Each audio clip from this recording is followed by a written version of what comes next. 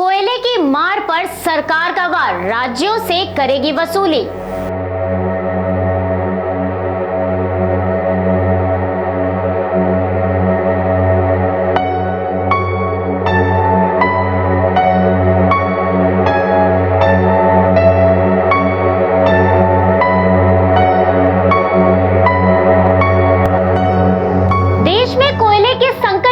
बिजली संकट गहराने की आशंका के चलते कोयला मंत्रालय ने अब ये तक कह दिया है कि वो राज्यों को जनवरी से पत्र लिखकर स्टॉक लेने के लिए कह रहा था, लेकिन राज्यों ने इस पर कोई प्रतिक्रिया नहीं दी।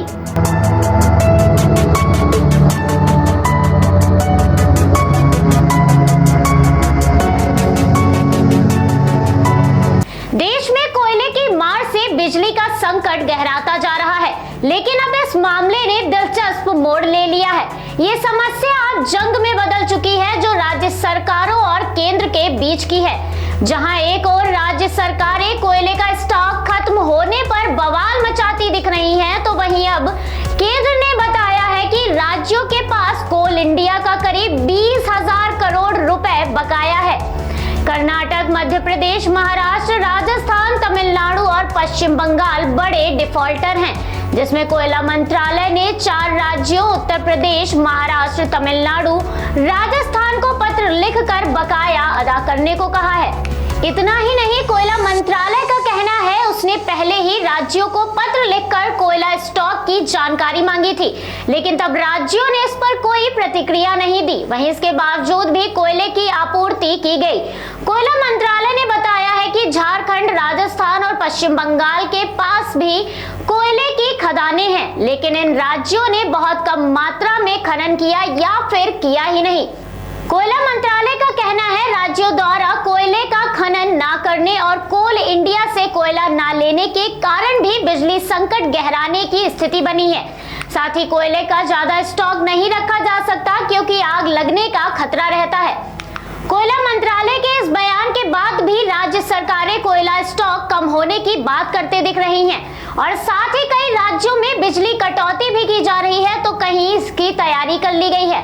ऐसे में कौन सही है और कौन गलत, ये बता पाना बेहद मुश्किल है, और इस समस्या पर अब जुबानी जंग के अलावा क्या कार्रवाई होती है, ये अहम मुद्दा होगा। मुंबई और फिल्म इंडस्ट्री को पूरी तरह से बदनाम करने का एक षड्यंत्र है। ड्रग्स मामले में नवाब मलिक ने बीजेपी पर लगाए आरोप, बोले दामाद को फर्जी ड्रग्स केस में फंसाया गया।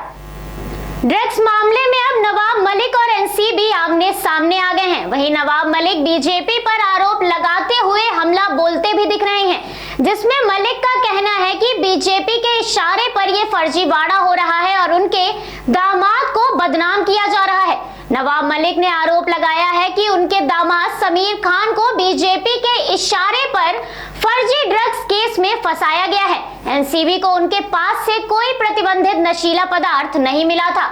उन्होंने बताया 9 जनवरी को समीर की पहचान के साहिस्ता फर्नीचर वाला के पास से करीब 7.5 ग्राम हर्बल तंबाकू जब्त किया गया, जिसकी पुष्टि फॉरेंसिक जांच में भी हुई, लेकिन एनसीबी ने 200 किलो गांजा जब्त करने का दावा किया। नवाब मलिक ने एक प्रेस वार्ता के दौरान जमकर हमला बोला और कहा, मुझे राजनीतिक तौर पर निशाना बनाया जा रहा है, और क्या इतनी बड़ी जांच एजेंसी एनसीबी को गांजे और तंबाकू में फर्क नहीं पता। बता दें कि मलिक की प्रेस कॉन्फ्रेंस के कुछ देर पहले ही मुंबई की एक अदालत ने समीर को जमानत दी थी, लेकिन फिर एनसीबी ने इस मामले में हाईकोर्ट का रुख किया। एनसीबी ने इस पूरे मामले में ड्रग्स खरीदने, जमा करने और उसे बेचने का आरोप लगाया है। हालांकि कोर्ट में एनसीबी कोई भी पुख्ता सबूत पेश नहीं कर पाई है। पुख्ता सबूत न होने की वजह से कोर्ट ने इसी मामले में आरोपी सेलिब्रिटी मैनेजर राहिल फर्नीचर वाला और ब्रिटिश नागरिक करण सेजनानी को 50-50 हजार रुपए के मुचलके पर छोड़ने का आदेश दिया। वहीं समीर की जमानत याचिका खारिज कर दी गई और एनसीबी ने मामले में चार्जशीट दायर कर दी, लेकिन खान ने अदालत में तर्क दिया कि उन्हें एक सह आरोपी के बयान के आधार पर झूठा फंसाया गया था। इस मामले में नवाब मलिक लगातार एनसीबी और जेबी पर निशाना साधते दिख रहे हैं, जिसमें उन्होंने ये भी बताया कि इस मामले के बाद उन्हें लगातार जान से मारने की धमकी भी मिल रही है। मलिक के इस आरोप के बाद राज्य सरकार ने उनकी सुरक्षा बढ़ा दी है और उन्हें वाई कैटेगरी की सुरक्षा दी गई है।